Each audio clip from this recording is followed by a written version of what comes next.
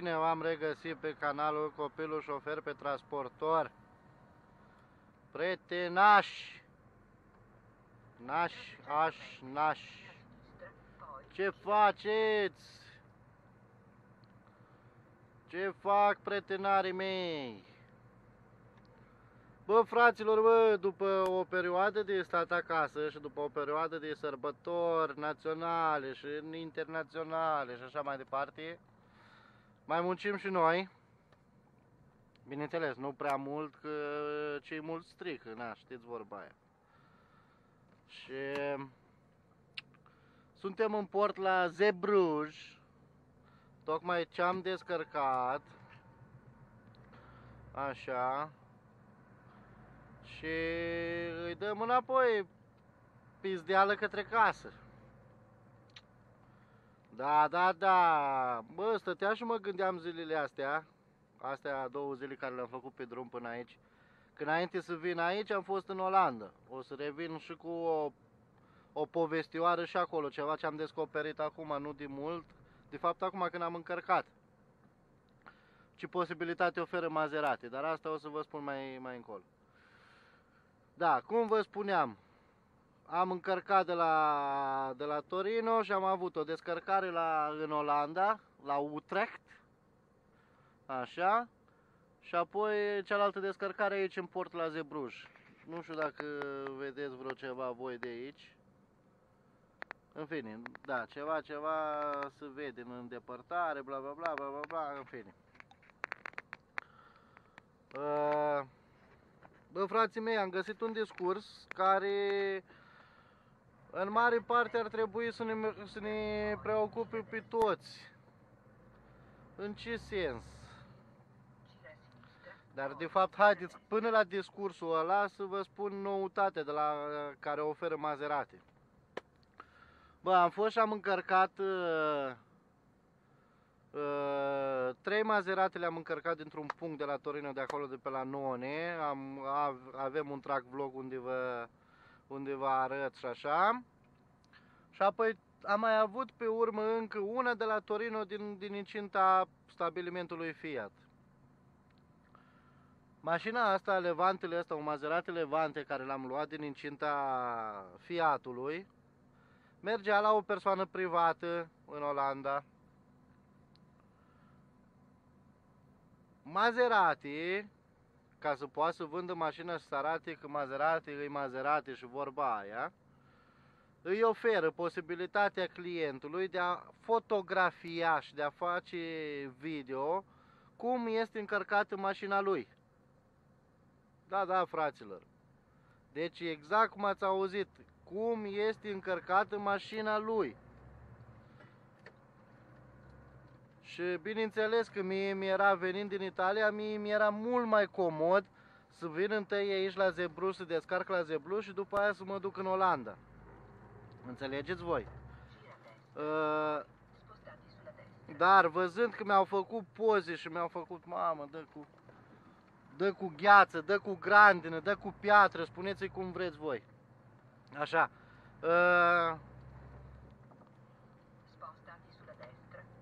Deci oferă posibilitatea de a înregistra, de a fotografia mașina în timpul încărcării.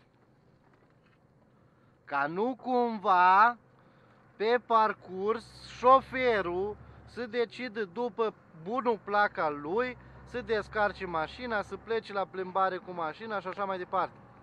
Deci vă dați seama cam ce futai luăm. În fine, m-am dus și am încărcat, nu știu ce, m-a întrebat aia dacă poți să facă poze. Zic, bă, fă mă poze, mă, adică, zic, dacă vreți dați-mi și mie video, că am un canal de YouTube și aș vrea să-l pun și eu acolo, început să râd de toți. Da. Mamă, de obicei aici descărcam, nu știu dacă se vede. Așa, în fine. Da, cum vă spuneam. Deci mi-a făcut poze, au făcut poze la chingile care le pun, au făcut poze la cât de depărtare este într-o mașină față de mașina din față și eventual mașina din spate, dar eu n-am avut mașină în spate, așa.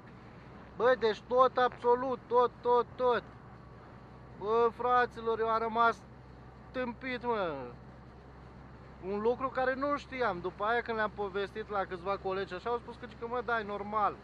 Când livrăm Maserati sau când mai livrăm Lamborghini sau toate de astea la privați, adică la persoane private și așa, au opțiunea asta, contra cost din câte am înțeles. Bineînțeles că mie ca șofer nu-mi intră nimic în buzunar, dar contra cost în sensul pentru Maserati, pentru să plătești o mică tarifă în plus și tu vezi cum îți este încărcată mașină. Da, în fine, haideți să nu mai pierdem timpul, v-am spus și noutatea asta, care e noutate și pentru mine. Haideți să vorbim despre mașinile electrice. Stăteam și mă gândeam astea 2 zile care le-am făcut pe drum până în Olanda, până la Zeebrugge, până nu știu ce, așa, cu mașinile electrice, văzând că le și transport, vroiam să vă întreb pe voi, credeți că este o afacere, o investiție bună pentru viitorul nostru sau nu? Convine, mașina electrică convine sau nu convine? Cred că ăsta o să fie și titlul trag vlogului. Bă, fraților, deci Fiatul, vorbim acum de Fiat, vorbesc de ceea ce știu sigur, văzut, probat și așa mai departe. Fiatul a început producția pentru noul Fiat 500 electric, deci total electric, nu hibrid. Electric. Dacă dați un search pe Google și așa, vedeți cam cum arată mașina și așa. A început deja producția, ar trebui primele unități, din câte am înțeles, ar trebui să fie gata undeva la vreo 250.000 de unități pe la sfârșitul lunii iunie, începutul lunii iulie. Și modelul de bază, deci modelul de bază, fără janti în aluminiu, fără așa, ar trebui să coste undeva în jur la vreo 25.000 de euro.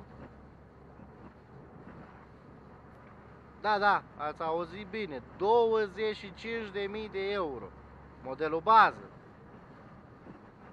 Fără janti în aluminiu, poate casetofonul, mai știu eu, fără Bluetooth, fără draci, laci, maci, faci, draci și așa mai departe. Ca să nu mai vorbim pe urmă de ăsta, modelul de top, care din ce am auzit pe la inginer și pe la cine, bineînțeles nu se știe exact încă, dar se vorbește așa, se preconizează că ar ajunge până la 35.000 de euro. Băi, fraților, nu știu, ori am înnebunit eu, ori o băut pisica oțet, ori nebunești lumea, ori nici nu știu, credeți-mă pe cuvânt. Păi dar cum mama dracului, mă, să dau eu 25.000 pe un sfert de mașină? Bă, fraților, Fiatul 500 e un sfert de mașină, mă, omule, mă. Deci pentru o familie de 4 persoane, nu știu, nu e căpătoare, nu e spațioasă, cel puțin dacă ar trebui să stea 2 adulți pe bancheta din spate. Băi, frate, nu știu, trebuie să-și bagi genunchi în cutii, trebuie să-și ia picioarele la pachet. Deci nu ai spațiu deloc de desfășurare, nu ai nimic. Mașină electrică, total electrică. Vă dați voi seama cam băi, nu știu, poate mi se pare mie absurd, poate nu știu. Tocmai de asta vreau să vă întreb și pe voi. Voi, dacă ați avea la dispoziție 25.000, ați da 25.000 pe un Fiat 500 electric, total electric? Băi, eu dacă aș avea, eu nu i-aș da, credeți-mă pe cuvânt. Și vă explic și de ce. să vorbim un pic despre dotările tehnice din punct de vedere mecanic. Deci mașina asta, din ce am auzit și din ce să știe și din ce să speculează pe internet și așa mai departe, ar avea o autonomie în jur de 400-450 de km, da? Bun, hai să spunem că eu o cumpăr, da? Păi, îs român, stau în Italia după cum bine știți, vine perioada concediului și vreau să plec în România. Ca mașină am doar Fiatul 500 electric. Plec la drum, undeva plec de la Torino, undeva pe la Padova, Veneția, ar trebui să reîncarc. Să mă opresc să reîncarc. Ok, mă opresc și reîncarc. Încărcarea rapidă, după părerea lor, ca să ai baterie full, ca să poți să faci autonomia aia de 400 de km, ar trebui să stea la încărcat în jur de 3 ore jumate, 4 ore. Și eu o numesc încărcare rapidă. În fine. Bun. La Padova, nu știu ce, hai să spui că fac o pauză până mănânc ceva, până nu știu ce, bla bla bla, îi dau pedală. Ar trebui să mă mai opresc pe urmă undeva pe la Ljubljana, ceva de genul. Eu vă spun așa niște orașe aproximative, deci niște puncte, nu neapărat că, băi, chiar până acolo te duci. Așa, o iau și o încarc. După aia intru în Ungaria. Băi, fraților, eu n-am mai fost de mult, sincer să fiu, n-am mai fost de mult. De vreo 2 ani n-am mai fost în România. Deci n-am mai trecut prin Ungaria, n-am mai traversat România și așa mai departe. Dar câte stații de reîncărcare cu energie electrică avem, dragilor, în Europa de Est, să spunem așa? Incluzând România, incluzând Polonia. Polonia lăsăm partea apropiată a Tiki până la Cracovia, pentru că e dezvoltată și să spunem că haideți că poate avem posibilitatea și așa mai departe. Dar dacă te duci în partea din nord a Poloniei, e mai rău ca la noi. Păi, fraților, când am fost ultima dată în România, am văzut în câteva puncte de astea de reîncărcare a mașinilor electrice pe România, dacă nu mă șel, pe la Timișoara și Arad, ceva de genul. Și n-aș vrea să spun o tâmpenie, corectați-mă dacă greșesc, și undeva pe la Brașov ar trebui să mai fie una. Dar nu știu sigur, deci vă spun din ceea ce mi-amintesc eu. Eu văzând că sunt din Piatra Neamț și dacă aș vrea să mă duc pe partea asta la altă, să intru în țară pe la Oradea, să fac cheile Picazului și așa mai departe pe acolo, eu unii dracu mi încarc mașina electrică. Bă, unii mi încarc eu mașina electrică.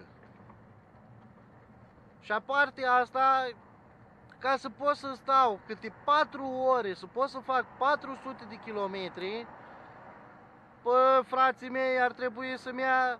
Deci drumul ăsta ar trebui să dureze undeva la vreo 3 zile, 4. Exact cam cât faci cu camionul, să-mi ba piciorul dacă nu.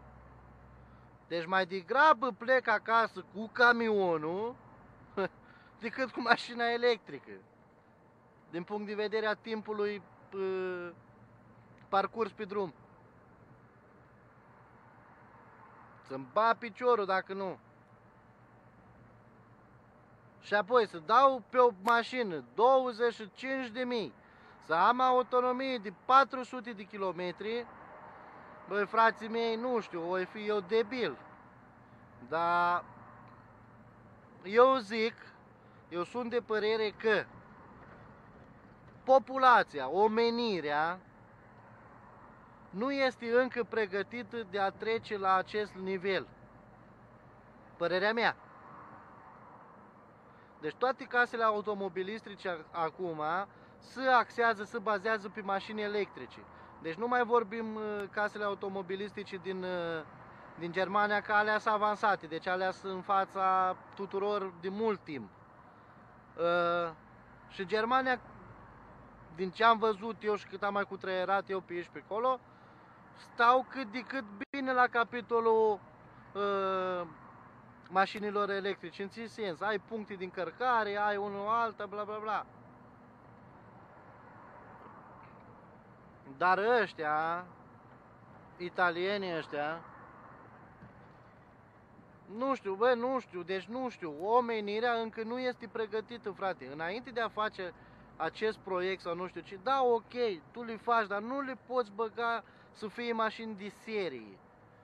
Pentru că tu, ca stat, nici nu mă ajuți pe mine ca să pot să-mi permit o mașină de genul, așa, pentru că eu dacă am o mașină gen Euro 5 din, ce știu eu, din 2012-2013, bă, frate, îmi dai ceva bani pe ea, dar deci eu mă duc în gaură totală. Și ca să-mi fac și rate pentru o mașină electrică, pentru că mă ține să bag mâna în foc, că poate 70 nu, dar 60% din populația mondială nu e că are la dispoziție 30.000 să mă duc să-mi iau o mașină electrică, frate.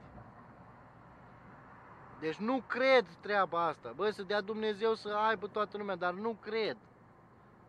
Hai să fim serioși. Câți dintre voi aveți 30.000 acum în casă? Niciunul. Sau poate să fie unul la 10 persoane mâncavaș. Așa că, ok, să o luăm pe partea cealaltă. Să nu mai poluăm, să nu mai... Că vedeți că aerul e foarte poluat, e foarte contaminat, respiri greu și așa mai departe. Ok, sunt de acord cu mașinile electrice. Dar bă, frații mei, pretenarilor, pretenași, să nu ne uităm doar la înveliș.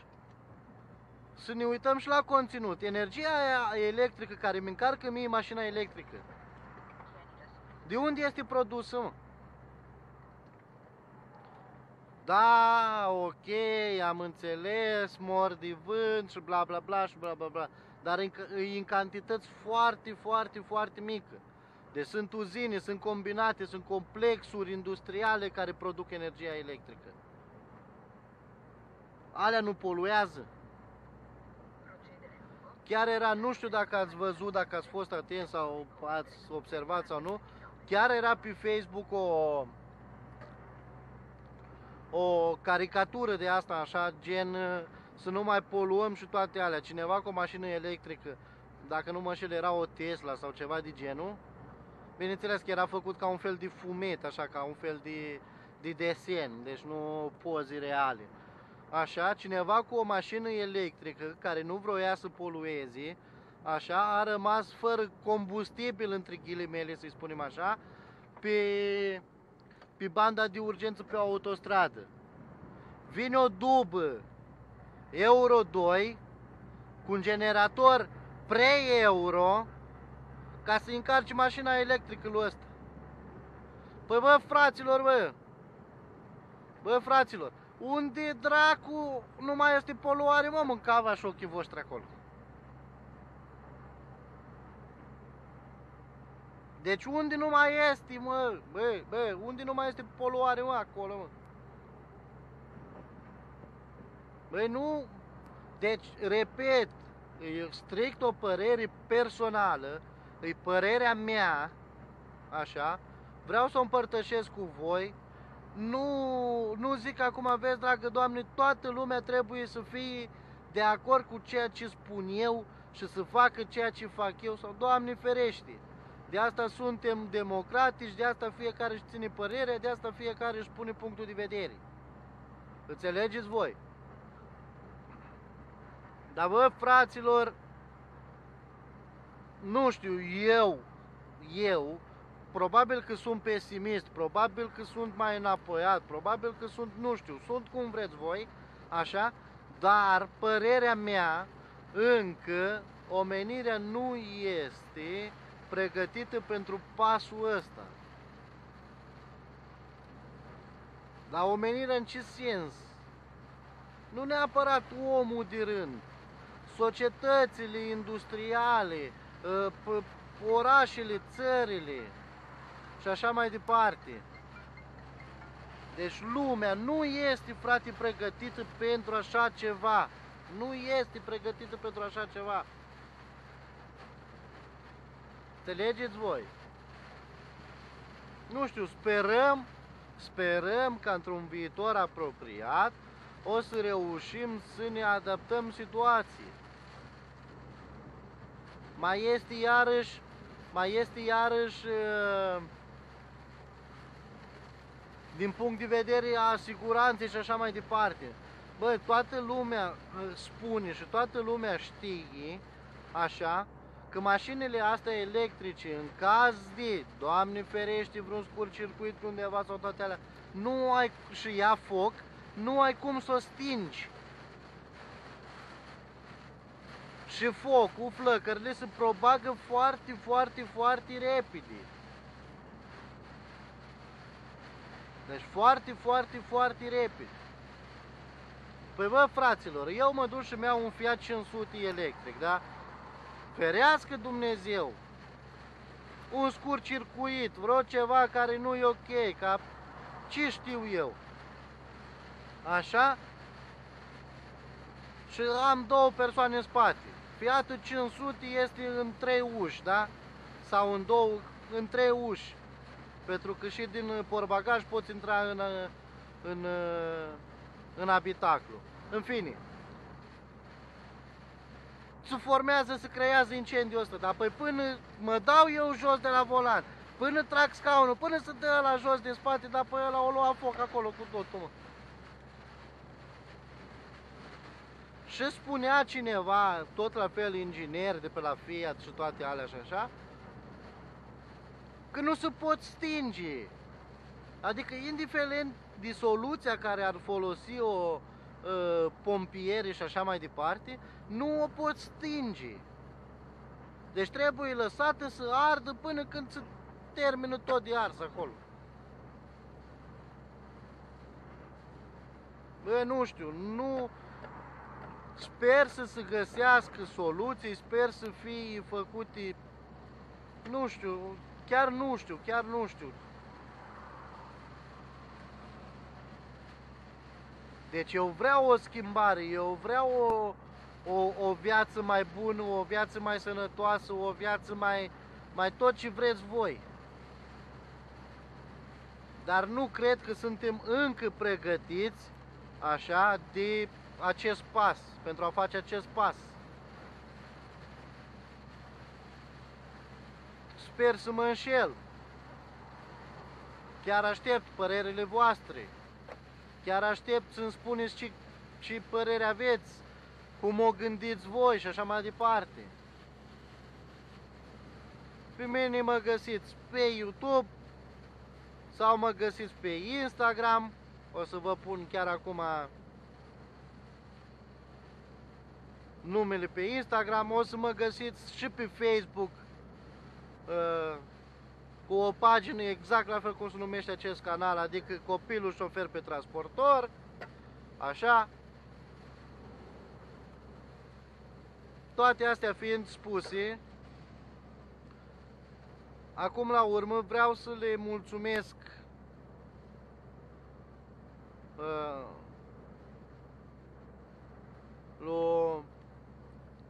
lui Adi Tracker Boy din Anglia pentru publicitatea făcută pe pagina lui, așa. Și nu în ultimul rând și lui Adrian Cox. Da, sunt două persoane total diferite, dar fiecare are felul lui de a vedea lucrurile, de a le spune, de a le arăta și așa mai departe. Vreau să le mulțumesc la amândoi că mi-au făcut publicitate la canalul ăsta. Așa. M-au susținut, mi-au dat câteva sfaturi esențiale care încerc să le pun în aplicare. Așa. Și vă mulțumesc și vouă,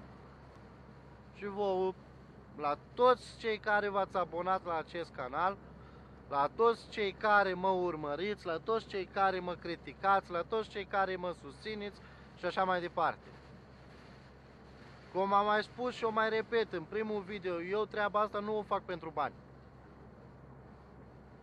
Deci eu treaba asta o fac din plăcere, vreau să arăt ceea ce alții poate nu știu, nu au mai văzut și așa mai departe. Deci, încă o dată, mulțumesc, mulțumesc, mulțumesc! Fraților, cam atât a fost pentru ziua de astăzi.